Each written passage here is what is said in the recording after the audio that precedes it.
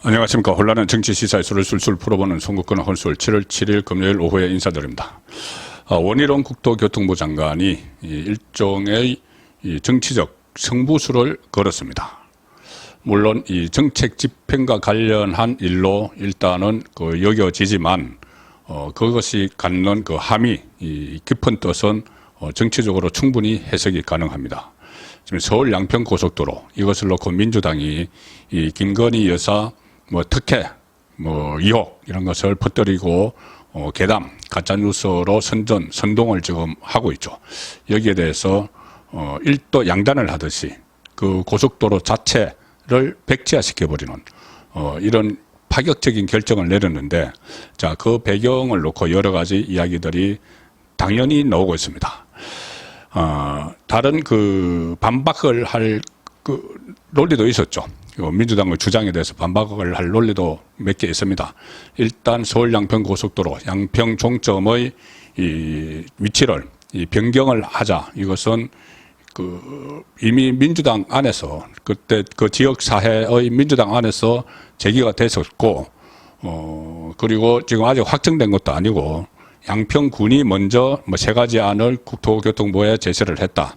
그리고 또 하나 이 김건희 여사 일가의 땅값이 오르려면은 그것을 제가 오늘 낮에 말씀드렸듯이 인터체인지가 거기 들어서면은 이 땅값이 많이 오르지만은 이해찬이 그 본인의 서울과 세종 그 고속도로 세종 쪽에 이 인터체인지가 들어서도록 본인이 만들었다는 의혹이 있죠. 그때 한 4배 정도, 이해찬의 땅값이 한 4배 정도 뛰었다. 그래서 인터체인지가 만들어지면, 땅값이 오를 수가 있지만, 지금 김건희 여사 일가가 소유하고 있는, 그곳에 들어서는 것은 인터체인지가 아니고 JC다.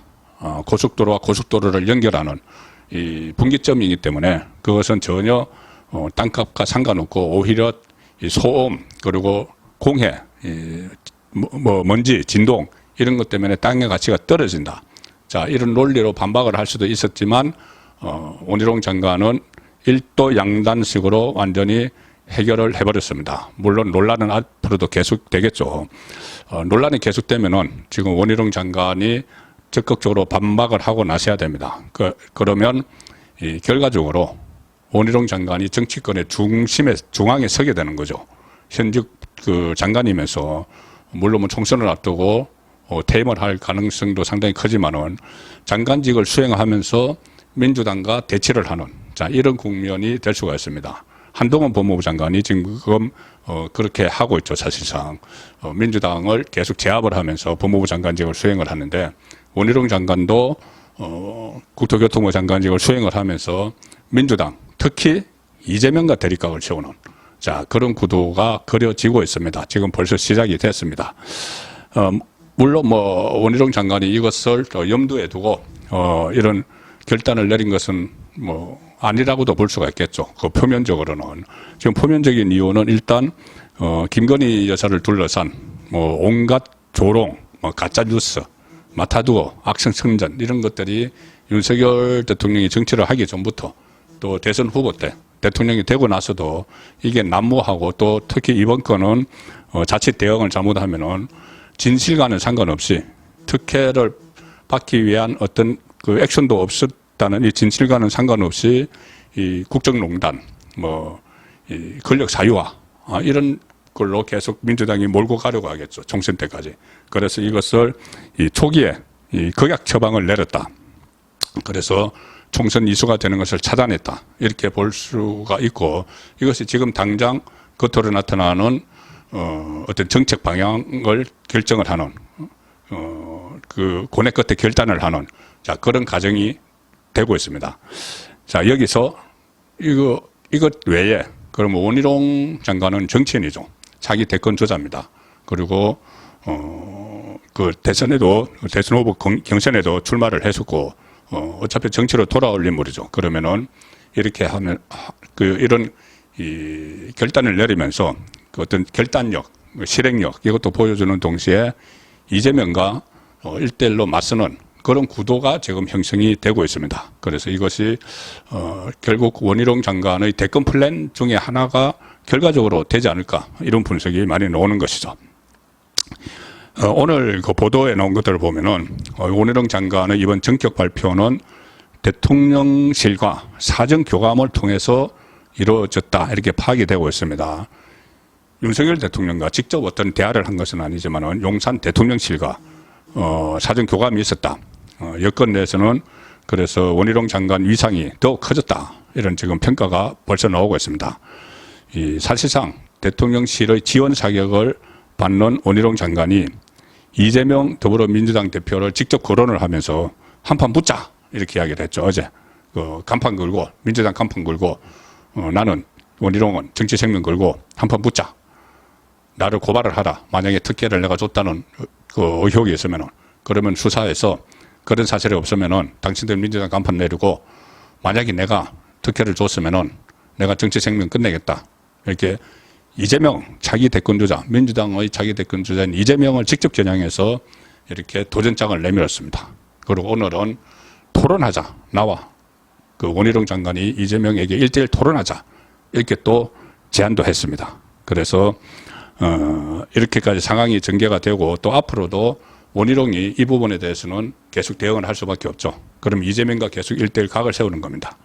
그렇기 때문에 일종의 대권 플랜으로도 작동하지 않겠느냐 그렇게 보이는 것이죠. 자기 대선 주자로서 몸값을 높이는 정치적 발언이다. 이런 해석도 제기가 됩니다.